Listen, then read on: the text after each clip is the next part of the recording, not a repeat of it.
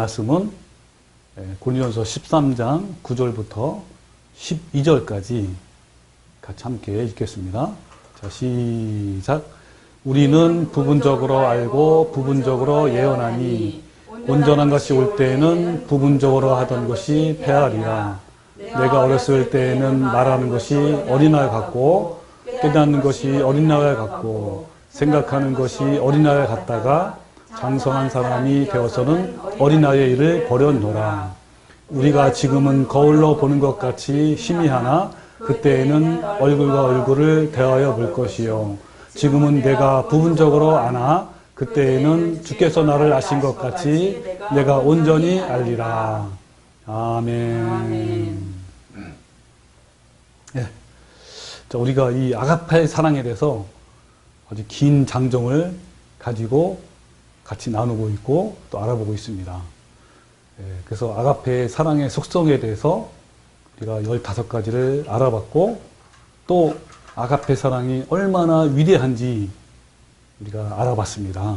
그리고 바로 지난 시간에는 또 방언과 천사의 말, 자, 이런 것도 전부 다 없어질 것이고 다 폐해질 것이다. 그래서 방언과 천사의 말, 또 예언의 지식, 믿음의 기적, 아름다운 구제나 숭고한 순교를 할지라도 내면에 사랑의 성품이 없으면 예수님께서는 아무 관계도 없다고 하시면서 불법을 행하는 자들아 내게서 다 떠나가라라고 말씀하셨습니다. 그러나 사랑에 심겨진 성도에게는 예수님이 내가 너를 안다고 하시면서 매우 기뻐하십니다. 또 지난주의 말씀에서는 고전 13장 8절에 있는 말씀, 사랑은 언제까지나 떨어지지 아니하되 예언도 패하고 방언도 그치고 지식도 패하리라. 신령한 은사인 이 방언과 예언과 또 놀라운 지식조차도 모두 패하고 그치고 사라지고 없을 것이다. 그런 것이죠. 그러나 아가페 사랑은 사라지지 않고 영원합니다. 그래서 하나님은 아가페 사랑을 품은 성도들에게 칭찬과 영광과 존귀의 관을 씌워주신다고 말씀을 한 거예요. 그래서 여러분, 하나님은 이 땅에 뭐 이사야라든지 엘리야라든지 이런 예언자들을 계속 보내셔서 그 백성들을 책망하시고 죄를 지적하시고 또 앞날에 대해서 또 말씀하시고 예언하셨습니다. 그 예언은 굉장히 너무너무 중요하잖아, 그죠? 예언은 경각심을 갖게 하고 회개케 하며 미리 준비케 하는 정말 유익한 거지만 그 예언도 천국에는 더 이상 필요 없어요.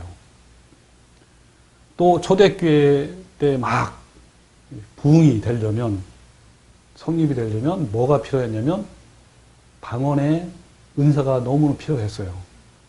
그래서 하나님께서 그 복음을 능력 있게 전하기 위해서 방언의 은사를 주었습니다. 이 방언의 은사는 언어 장애를 극복하고 복음을 전하는데 너무 큰 역할을 했는데도 불구하고 더 이상 필요 없습니다. 또 성경 지식은 어떻습니까? 성경을 많이 알면 알수록 복음도 전할 수 있고 또 신앙생활에도 매우 필요하고 유익합니다. 이 날카로운 검과 같으며 생명의 길로 인도하는 그 지식도 천국에는 필요가 없어요. 오직 천국에서 영원히 남은 것은 예수님을 닮은 그 아가페 사랑뿐인 거예요. 그래서 은사이든 지식이든 그 무엇이든 사랑의 열매로 맺어지지 못한다면 아무 유익도 없는 겁니다. 주님이 우리에게 최종적으로 기대하는 것은 바로 작은 예수님이에요. 이 작은 예수님은 예수님을 닮아가는 사람 또는 예수님을 닮은 사람을 작은 예수, 굉장히 좋더라고요. 이 표현이. 여러분은 어때요? 작은 예수입니까? 예.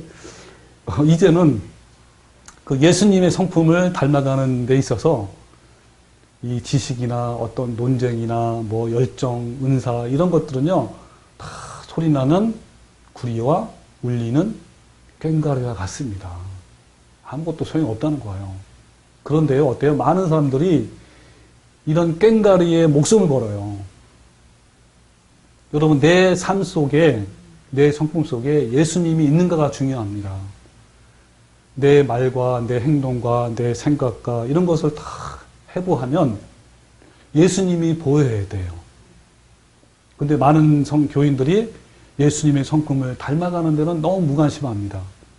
특별히 더 교회 열심히 나가는 교인들은 종교적 행위에 더 몰두해서 예수님을 닮아가는 그런 데서는 너무 소홀한 거예요.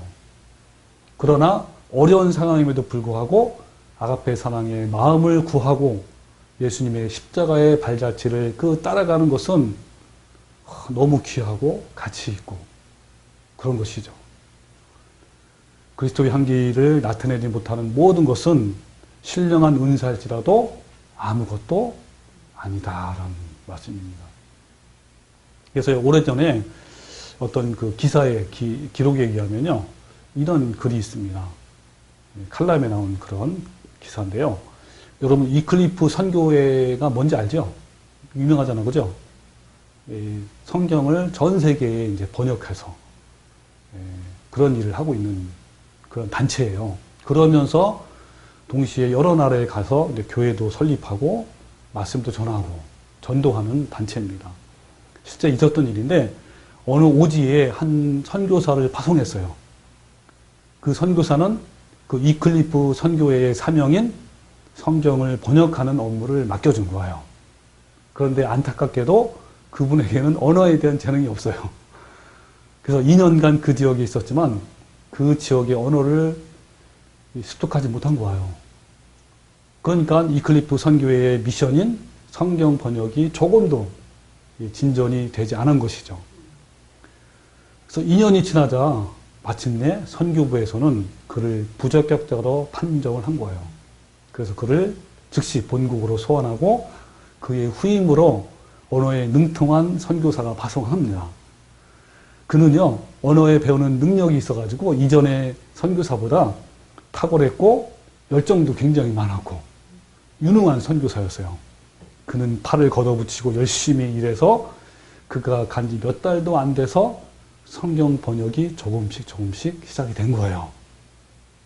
자, 그러던 어느 날 주일날 그 선교사가 이제 설교를 하는 거예요. 우리 원주민들을 데리고. 근데 그의 설교 내용이 그날은 이제 예수님의 성품에 대한 그런 관계에 대한 설교였어요. 이 원주민들에게 어떻게 하면 이 예수님의 성품을 잘 알려줄까?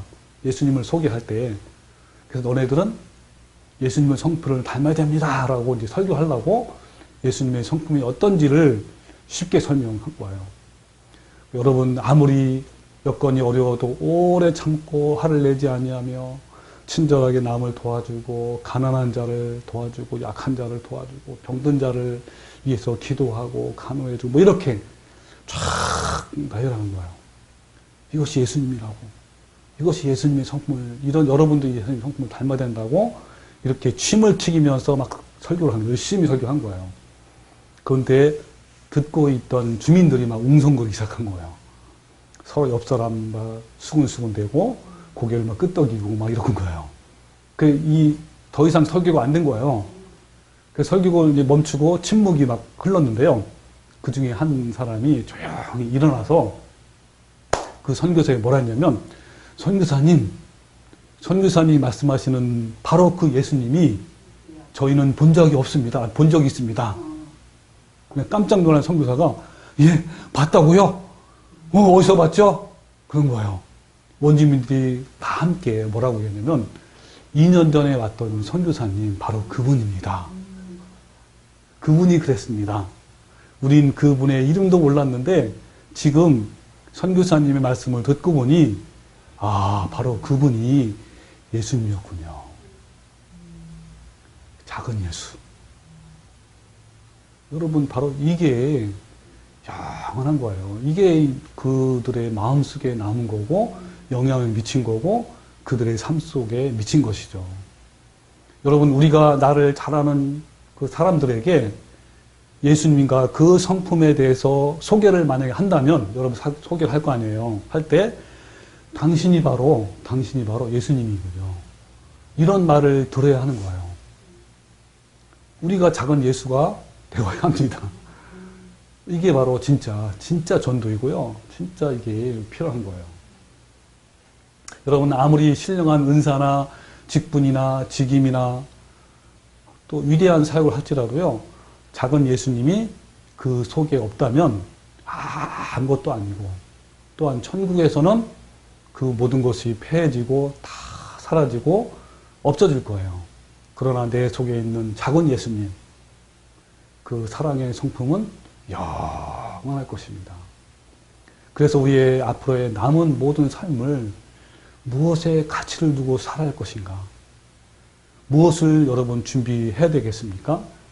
여러분, 우리의 모든 관심과 열정을 어디에 쏟아야 할까요? 우리는 이제 결단해야 합니다. 이제 없어질 것들에 대해서 모두 내려놓고 모든 관심과 열정과 시간을 아가페 사랑의 성품을 이루는데 여러분, 우리는 사용되어야 할 겁니다. 여기까지가 우리가 지난주에 제가 설교했던 걸 더 보충하고 더 넓힌 거예요. 이어서, 왜냐하면 이게 이어지는 말씀이, 오늘 말씀이 이어서, 자, 아까 우리 본문 봅시다. 한번 성경. 자, 우리 아까 이제 9절부터 봤잖아요. 근데 그 앞에 사랑은 언제까지나 떨어지지 아니하되 예언도 패하고 방언도 그치고 지식도 패하리라. 그러면서 오늘 본문 말씀이에요. 우리는 부분적으로 알고 부분적으로 예언하니 온전한 것이 올 때는 부분적으로 하는 것이 패하리라. 좀 나오죠, 그죠? 자, 이거를 여러분 이 원문에 가깝게 제가 한번 설명을 쭉 해드릴게요. 자, 이런 겁니다.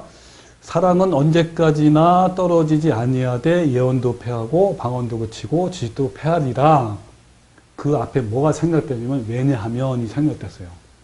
왜냐하면 우리는 부분적으로 알고 부분적으로 예언하기 때문입니다. 그런 거예요. 그리고 또 그러나가 있어요. 그러나 온전한 것이 올 때는, 여기 온전한 거를 다른 말로 표현하면 완전한 것이에요. 그래서 더 가까워요, 완전한 것이. 그래서 온전한 것이 올 때에는 부분적으로 하던 것이 패하리라. 또 내가 누구죠? 1차적으로는 바울이에요.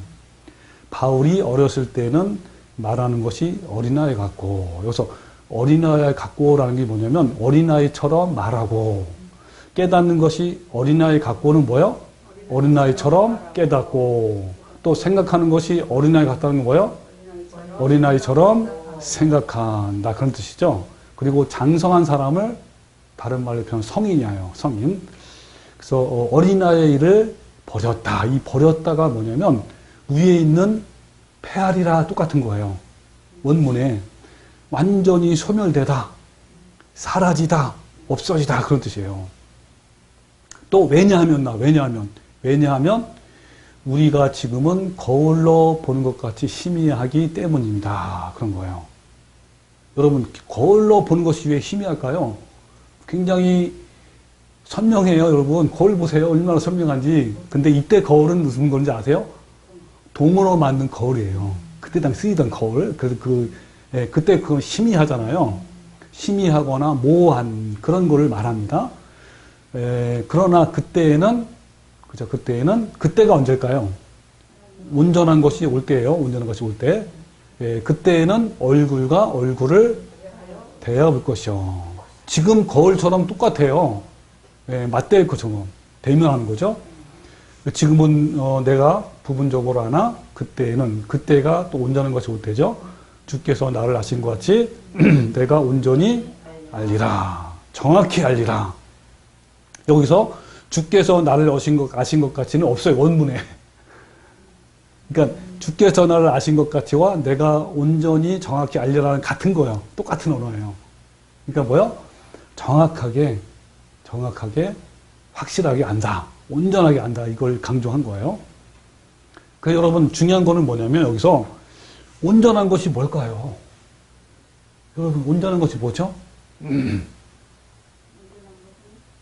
자, 온전한 것이 올 때 부분적인 것이 없어지고, 그리고 또 그것을 장성한 걸로 표현했단 말이에요. 장성한 거.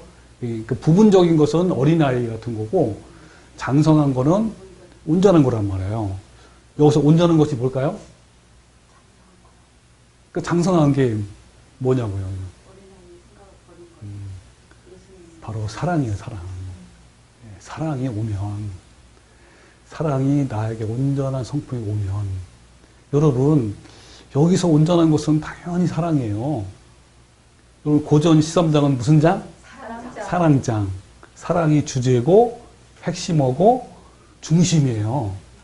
문맥의 흐름으로도 보면요, 당연히 사랑이에요. 내용상으로도 분명합니다.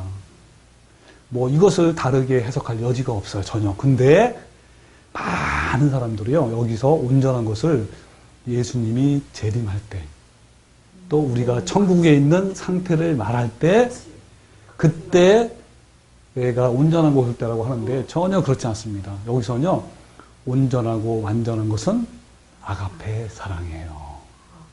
여러분, 사랑만큼 온전하고 영원한 것이 없어요. 여러분, 사랑만큼 완전한 것이 없어요. 천국도 마찬가지예요. 지금도 그렇고요. 이 영원한 사랑은요, 이 아가페 사랑은 완전하고 온전하고 영원해요. 다른 모든 것들은요, 신령하다가 하는 그 방언, 예언, 지식조차도요, 다 부분적이고요. 그리고 하나님이 사랑만 온전하고 완전한 거예요. 사랑만큼요, 부족하고 모자란 것이 전혀 없어요. 그러나 이 세상에서, 그리고 천국에서도 온전하고 완전한 것은 뭐밖에 없어요? 사랑밖에 없는 거예요. 이 세상에 있는 것 중에 아무리 위대하고 아무리 좋은 걸지라도요, 다 뭔가 부족하고 뭔가 모자라고 뭔가 미성숙해요. 여러분 어떻습니까? 완벽하지 않나요? 뭐가? 하나님의 사랑이요. 여기 다시 한번 본문 보세요. 자, 그러나, 그러니까 이 사랑이 오면, 그러니까 부분적인 것과 그 다음에 온전한 것을 비유한 거죠. 그러니까 부분적인 것은 완전하지 않는 거죠. 그죠? 그러나 완전한 건 뭐죠? 사랑이 오면, 그죠? 완전하다는 거예요. 그러니까 여기서 말하는 방언이나 예언이나 이 신령한 것들, 지식도, 많은 지식도 다 부분적이라는 거예요. 그리고 뭐만 온전하다?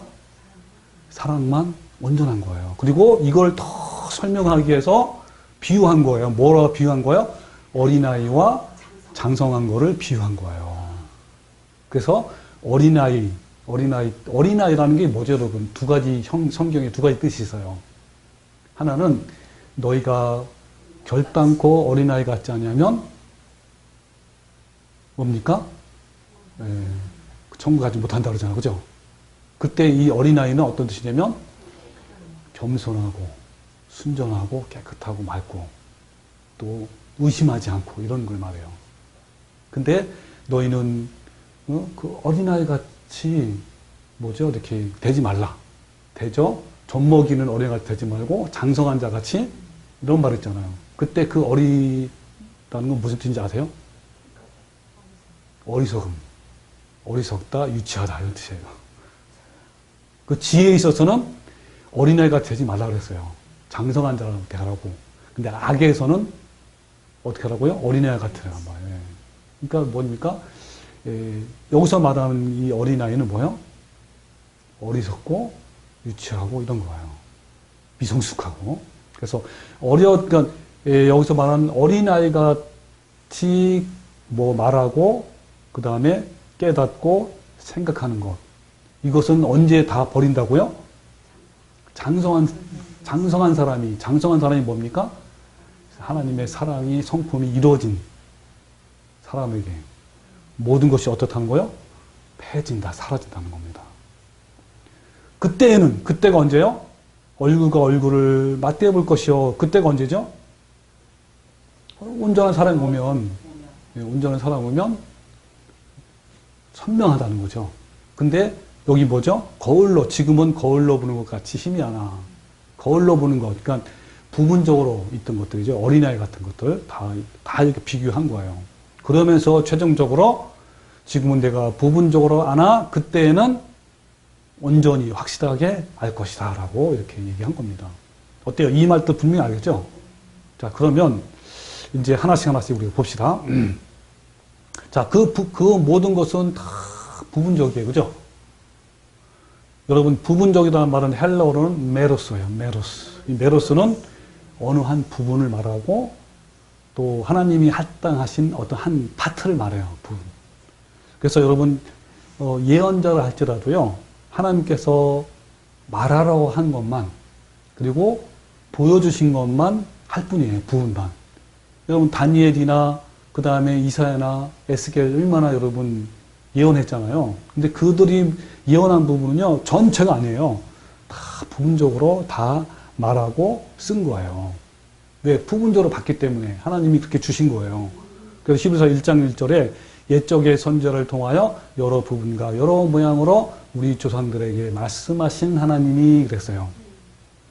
예, 맞습니다. 그래서 다 부분적으로 알 뿐이에요. 예언도 그렇고요. 우리 아는 지식도 마찬가지예요. 다 부분적인 것입니다. 그래서 여러분 어땠죠? 그렇게 완전한 것이 올 때는 그런 부분적인 것들이 다 패할 것이다. 그런 거예요. 그러니까 완전한 사랑이 점점점 커지고 점점점 우리 안에 들어오면 어때요? 부분적인 것들은 자연적으로 저절로 점차적으로 사라지고 없어진다는 겁니다.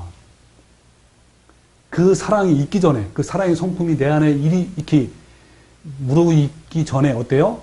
이 모든 것들은, 그러니까 이 모든 것이 뭐죠?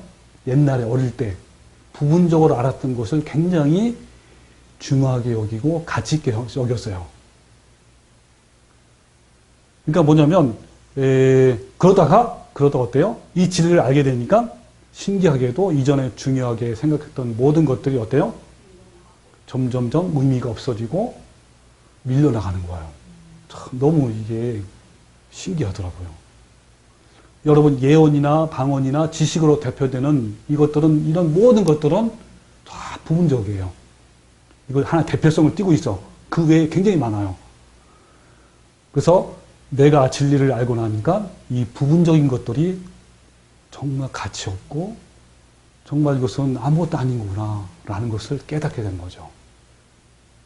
그래서 여러분, 우리가 이제 말씀을 대하잖아요. 또 우리가 어떤 은사를 받았어요. 이런 것을 여러분, 또 어떤 말씀을 깨달았어. 지식적으로 알았어. 이런 것을 할 때는 항상 전체가 아니고 뭐라는 거요? 부분이라는 것을 여러분 알고요. 항상 겸손하고 그렇게 항상 돼야 됩니다. 여러분 다 모든 것이 그 사랑만 온전해요. 그 사랑만. 그리고 나머지는 다 부분적인 거예요. 그래서 여러분 그런 것들은요. 이 부분적인 것들은 이 사랑을 이루기 위해서 존재하는 거예요. 그것들은 열매를 위한 줄기이며 잎사귀, 이파리예요. 그리고 주변인 거예요. 다 부분적인 것 뿐입니다. 그래서 부분적으로 아는 것은 마치 어린아이와 같은 것이죠. 그래서 고린도 교회 성도들은요, 왜 이 말씀이 고린도 교회에 나냐면, 고린도 교회 성도들은 그때 당시에 그 은사라 하면 아주 어마어마한 것인 줄 알았어요.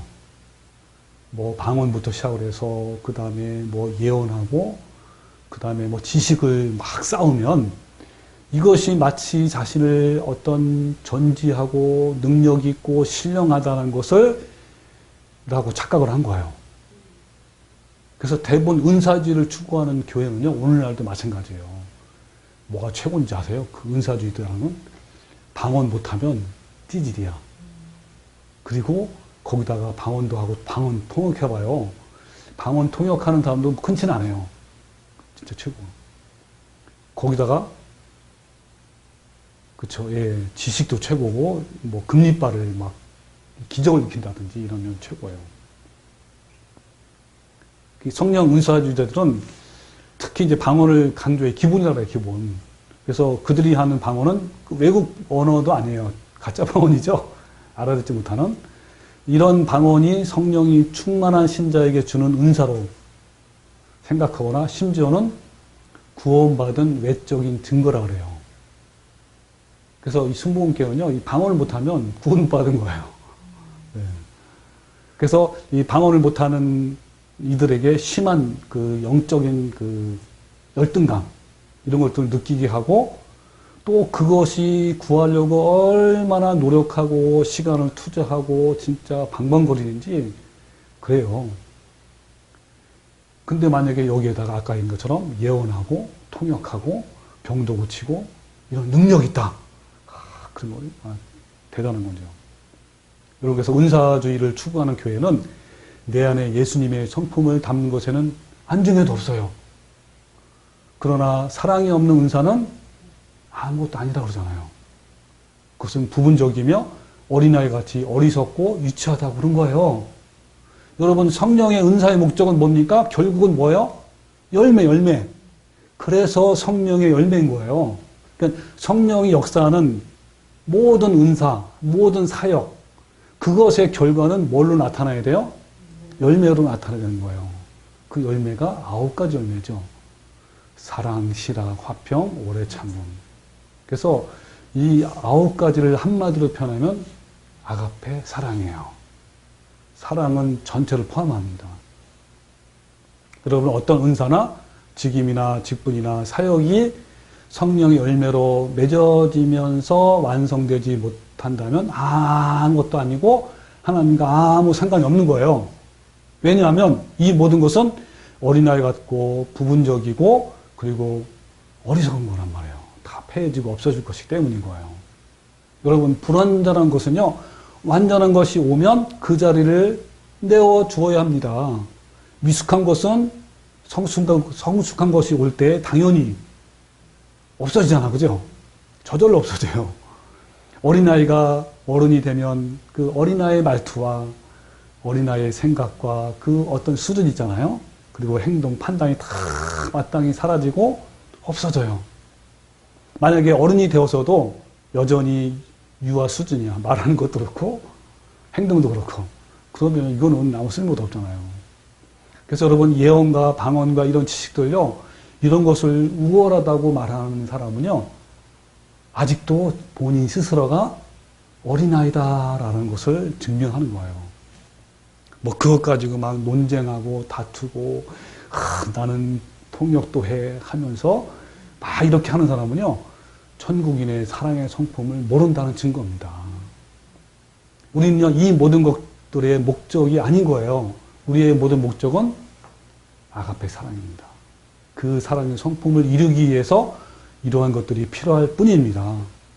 그 성품이 이루어지고 나면 이런 모든 것들은 다 의미가 없은 거예요. 마치 인공위성을 쫙 쏘아 올리면 그 밑에 있는 추진체가 탁 떨어져 없는 것처럼 그런 거예요. 바울의 한번 사례를 볼까요? 바울은요, 여러분 잘 아시잖아요.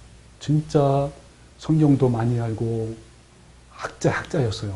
능통했어요. 모든 율법과 모든 성경에 능통한 자였습니다.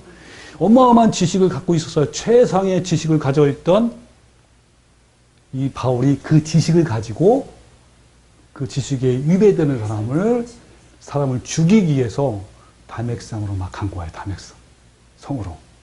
가던 중에 누구를 만났죠? 예수님을 만나서 회심했어요. 변하자마자 바로 성이 됐을까요? 아니에요. 그때 너무 어렸어요. 어린아이였어요. 그래서 아까 우리 고전 13장에 보는 말씀에 내가 바울이에요. 어린아이 같을 때 했던 그 얘기인데, 그래가지고 여러분, 마가와 엄청 싸웠잖아요. 마가 문제로. 누구와? 바나바와 서로 싸웠잖아요. 심하게 다퉈서요. 아직도 뭡니까? 열정이 있지만 미성숙한 그런 어린아이 같다. 그런 거예요. 그는요, 그리스도를 향한 열정으로 자신의 삶을 불태웠어요. 언제부터? 회심하자마자. 이때만 해도 바울은 어린아이였던 거예요. 그러나 저는 점차 믿음이 성숙되어지고 사랑이 더 성숙되어지고 그러면서 중요한 사실 하나 발견한 거예요. 뭐냐? 그가 믿음의 초기에 때 중요하게 생각했던 그 모든 것들이 이제는 사랑의 성품이 무르익어가고 성숙해질 때 너무 유치했구나. 어린아이의 말투, 어린아이의 생각이었고 어린아이의 판단이었구나.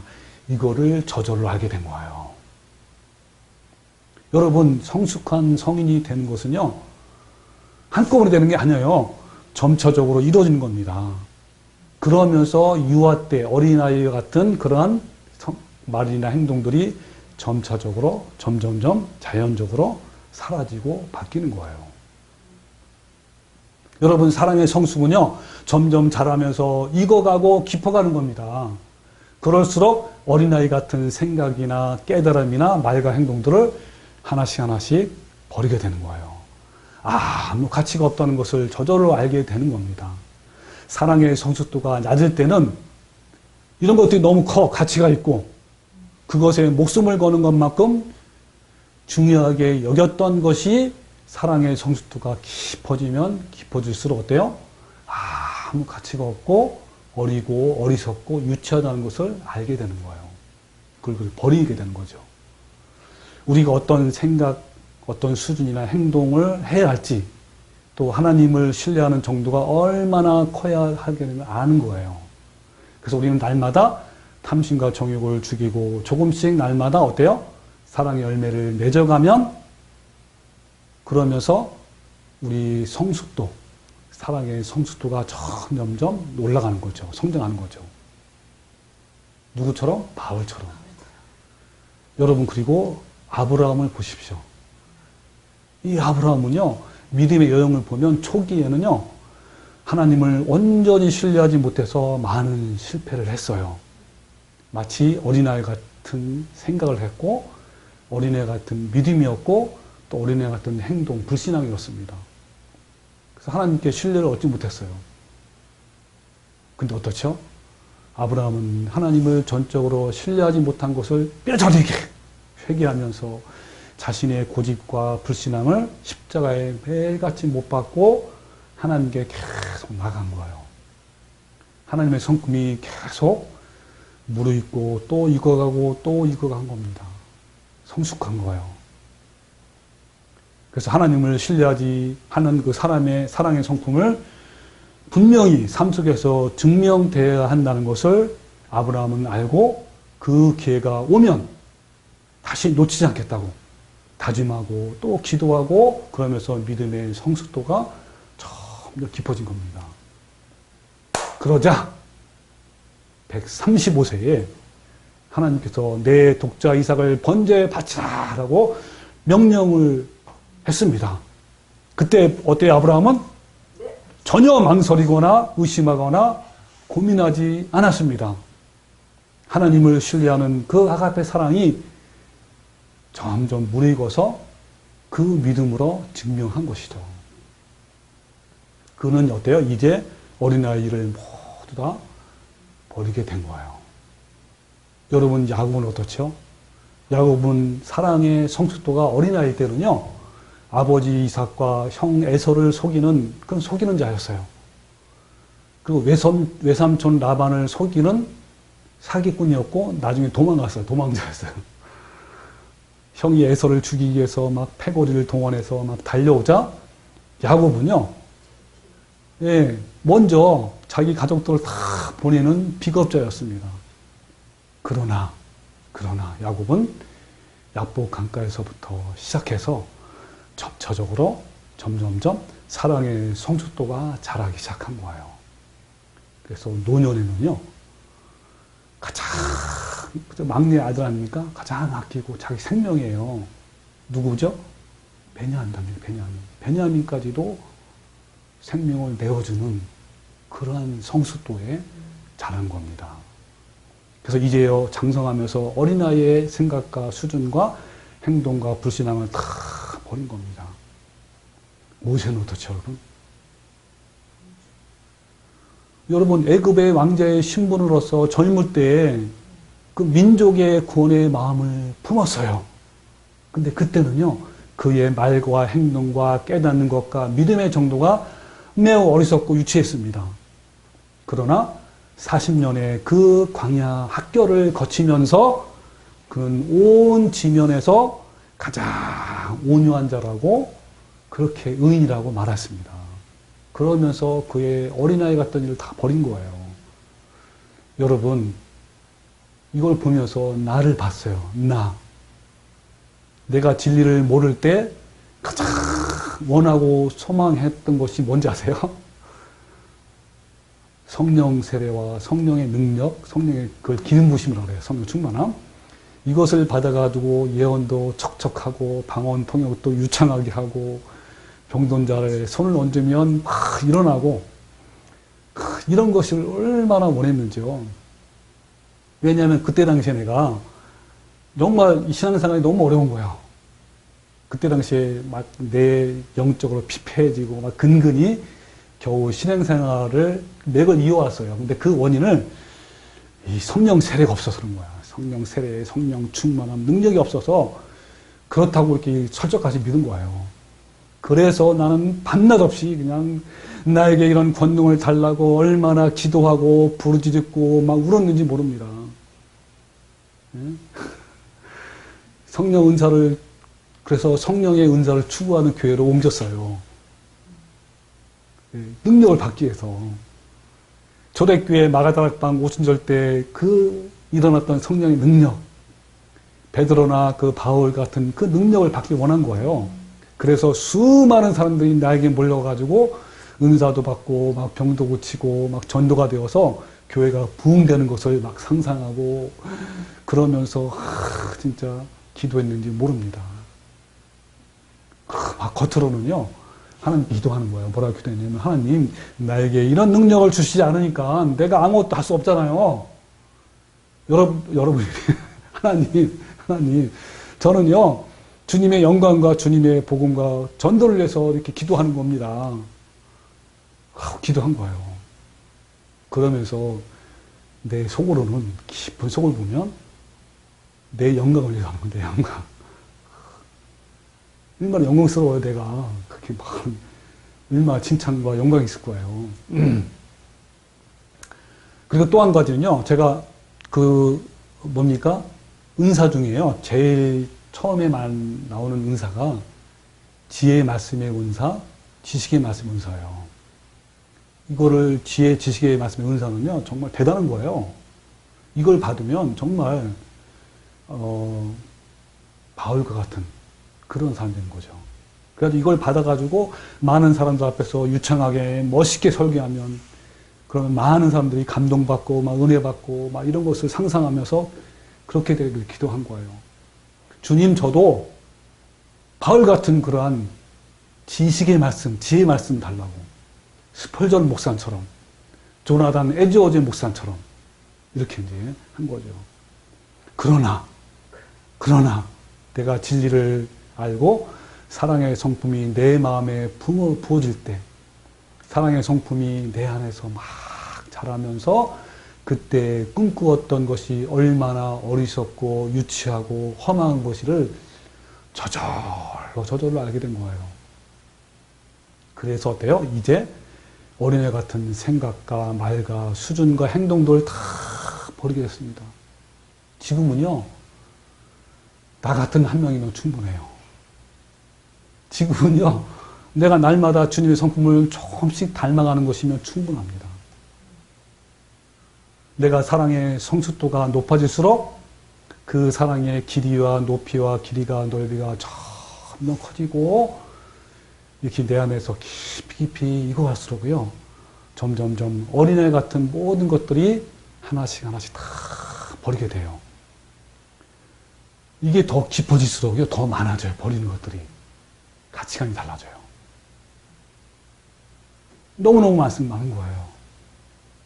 완전하고 온전한 하나님의 사랑의 성품을 깨닫고 닮아갈수록 버릴 것들이 너무 많아요. 이제는 그런 사소한 것에 목숨에 걸 필요 없는 거예요. 이거를 나만 그런가?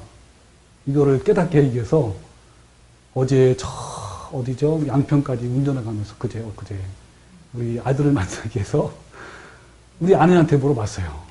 어떠냐고. 가장 진리를 알기 전에 가장 원했던 것이 무엇이고 지금은 무엇이 바뀌었는지 물어보니까 아내도 가장 원했던 것이 많은 봉사와 전도를 해서 주위에 있는 사람들에게 인정받고 칭찬받는 것이 가장 원했던 거예요. 그래서요, 틈만 나면 해외 선교를 가고 막 몇 개 나라를 갔다 왔어요. 뭐 어떤 나라는 한 달 이상을. 그리고요, 기회만 되면 막 전도하겠다고 막 하면서 하나님께 인정받고 사람들에게 칭찬받고 이런 것들을 해서 한 거예요. 그때 전도한 것은 어떤 거였냐면 사형리 이런 거예요. 한번 구원 받으면 영원하다. 그래서 영접하기만 하면 고백하고 그 구원받은 거예요. 그래가지고 그냥 다니면서 영접기도 시키는 거야. 무조건 영접기도. 그러면 된 거예요, 그때. 그러니까 어때요? 이게 지금 진리를 아니까 아무것도 아닌 거죠. 자기 한 거 그렇게 열심히 했던 거 다 아무것도 아니고 무가치하고, 그리고 또 내 뜻대로 안 되면 하나님께 원망도 하기도 하고 막 따지기도 하고 막 이랬대요. 여러분 이렇게 바뀌는 거예요. 네? 이처럼 완전하고 온전한 사랑이 나의 품성으로 채워질 때 나의 가치관, 나의 생각, 행동 등이 이런 것들이 진리에 걸맞게 저절로 바뀌는 겁니다. 이것은요 지식적으로 절대로 변할 수가 없어요. 아무리 알아도. 여러분 사랑 모르는 사람 누가 있습니까? 사랑이 얼마나 위대한지 모르는 사람 누가 있겠어요? 다 사랑을 얘기해요. 근데 이거를요 내 안에 심겨지고 또 부어지고, 그래서 내 안에 탐심과 정욕이 또 밀려나고 이렇게 체험할 때 그런 사람이 아는 거예요. 절대로 알지 못해요. 여러분 그래서요 정말 아가페 사랑만이 영원하고 온전하고 완전한 것이 이 세상에는 아주 없어요. 전혀 없습니다. 사랑은 모든 것의 완성이며 그 정상이 바로 아가페 사랑이에요. 그 사랑의 최고의 가치로 인정될 날이 곧 앞으로 다가올 것입니다. 그날에는요 주님께서 그 사랑의 성품이 있는 사람만 알아줄 거고요. 그 사람만 천국으로 데려갈 거예요. 지금은 아무런 인정도 못 받고 아무것도 아닌 것 같지만 그날에는 모든 것 위에 가장 높게 영광과 존귀와 칭찬으로 우리에게 관을 씌워주실 것입니다. 여러분 그래서요 우리는 이제 부분적인 것과 사소한 것에 목숨을 걸지 맙시다. 거기에 대응하지도 말고 반응하지도 맙시다. 그것들은 모두 다 부분적인 것이고요. 어리석고 유치한 것이에요. 온전한 사랑이 성품으로 닮아가면 저절로 다 사라질 것입니다. 지금 이 작은 예수님의 마음을 품는다면 그것들은 점차적으로 내 삶 속에서 사라지고 없어질 것이에요. 여러분 누가 나를 비난하고 뭐합니까?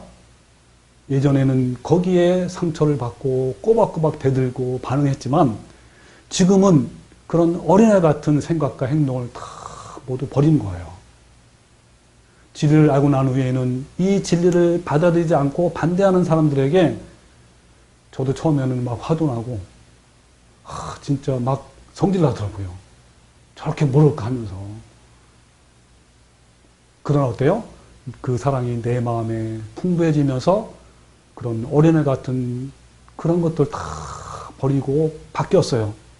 이제는 좀 안타깝지만 그냥 담담하게 기도할 뿐인 거예요. 진리를 알기 전에는 나를 비난하는 자들에게 또 나의 자존심을 무참하게 짓밟는 자들에게 배로 막 보복하고 막 쏘아붙이고 때로는 내 마음이 너무너무 괴롭고 그것 때문에 상처받은 것 때문에 자존감을 건드렸거든. 날마다 마음이 상했는데 진리를 알고 난 이후에는 어때요? 불쌍한 마음이 생기고 그들을 용서하고 기도하는 마음으로 바뀌는 거예요. 예, 다만 아가페 사랑으로 또 사랑하고 또 사랑하고 또 사랑하는 마음, 그런 마음으로 바뀌는 겁니다. 그렇게 변하게 된 거예요. 여러분 이제 누가 뭐라고 해도요 그냥 기도하며 용서하고 그냥 사랑하는 거예요. 온전히 사랑이 나를 온전히 주님께서 이끄는 겁니다. 주님의 사랑이. 여러분은 이런 아가페 사랑을 갖고 있습니까?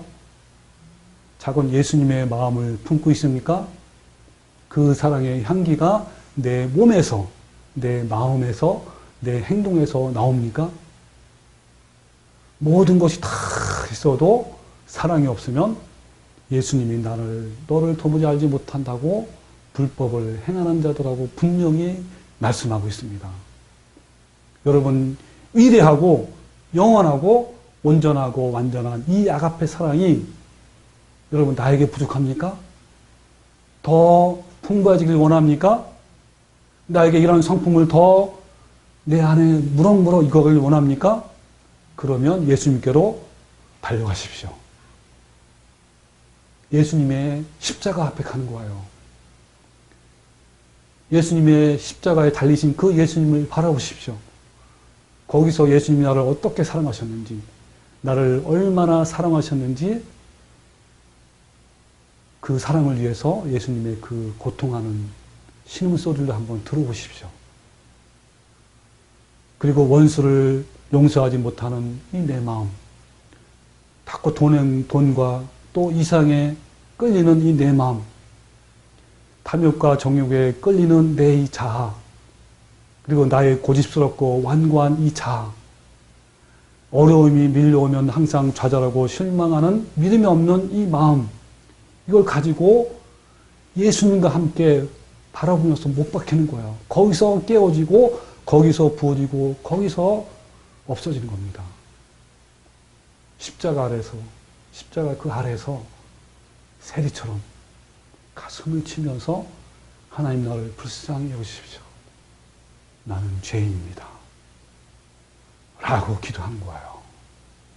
여러분, 예수님의 닮아가는 그곳은요, 십자가밖에 없어요.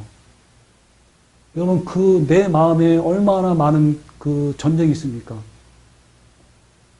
특히 어려울 때, 상황이 너무나 안 좋을 때, 그때 여러분, 내 마음에 얼마나 그 전투가 있습니까? 그 전투를 이길 수 있는 건요, 예수님이 십자가밖에 없는 거예요. 여러분, 누구한테 가보십시오. 그걸 이길 수 있나? 그래서 예수님이 너무 귀하신 거고요. 그래서 우리 예수님 뿐인 겁니다. 여러분, 그럴 때 어때요? 십자가 앞에서요. 그럴 때 주님께서 선물로 사랑을 한없이 부어주시고 우리 마음에 새겨주시는 겁니다. 그 사랑의 힘으로 우리는 온전케 될 수가 있습니다. 그때 어리석고 유치한 어린아이들의 그 생각과 행동과 어리석고 유치한 것을 다 버린 겁니다. 여러분은 그 위대하고 영원히 없어지지 않냐는 아가페 사랑을 가졌습니까? 이 아가페 사랑은 내 힘이나 훈련으로 되는 것이 아닙니다. 이 위대한 사랑은 타락하고 부패한 본성에서 나오는 인간적인 사랑이 아니고 예수님의 십자가의 죽음에서 나온 사랑입니다.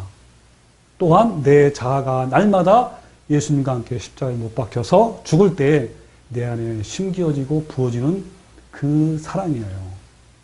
우리 날마다 나의 모든 정욕과 탐심을 십자가에 못 박고 성령님을 통하여 심기어진 이 온전하고 완전한 이 아가페 사랑으로 모든 사람에게 주님의 아름다운 성품을 나타내므로 다른 사람들 생명의 길로 인도하는 성도가 되시기를 주님의 이름으로 축원합니다. 아멘.